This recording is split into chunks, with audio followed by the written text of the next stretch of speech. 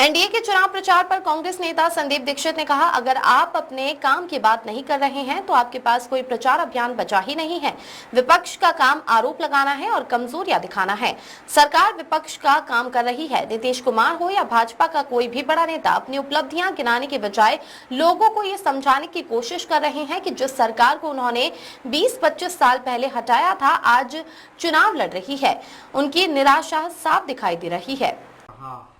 कैसे ये लोग आप लोगों को यहाँ पे घुसपैठिए जो है इनके बल पर ये महागठबंधन जीतना चाहता है। हम लोग नौकरियां आप लोगों को देंगे। नीतीश कुमार भी कह रहे हैं कि हम लोग नौकरियों में इन्वेस्ट करेंगे। कैसे आप इन तमाम बयानों को देखते हैं और आपको लगता है कि जिस तरह से कैंपेनिंग एनडीए की तरफ से की जा रही है, लोग उनसे प्रभावित होकर वोट जो है अपना उधर दें या उनकी सरकार? देखो, पहली चीज तो कोई कैंपेन ही नहीं है भाई। आपकी सरकार है, सरकार जब खुद वोट मांगती है तो अपने काम पर वोट मांगती है। तो अगर आप काम की बात ही नहीं कर रहे हैं तो सीधी बात है, आपके पास कोई कैंपेन नहीं बचा है।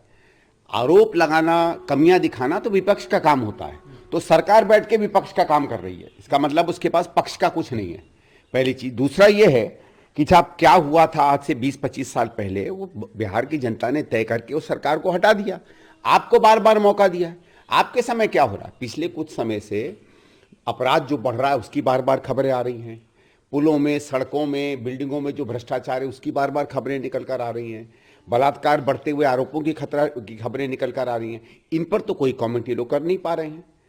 तो चाहे नीतीश जी हों, चाहे बीजेपी के बड़े नेता हों, वो अपनी उपलब्धियां गिनाने की बजाय इस कोशिश में लगे हैं, क्योंकि उनके पास मीडिया का तंत्र है, उनके पास इश्तहारबाजी है, पैसा है, धन है, कि हम इस बात को लोगों में किसी भी तरह कर दें कि जिस सरकार को उन्हें 20-25 साल पहले हटाया था, आज वही सरकार चुनाव लड़ रही है।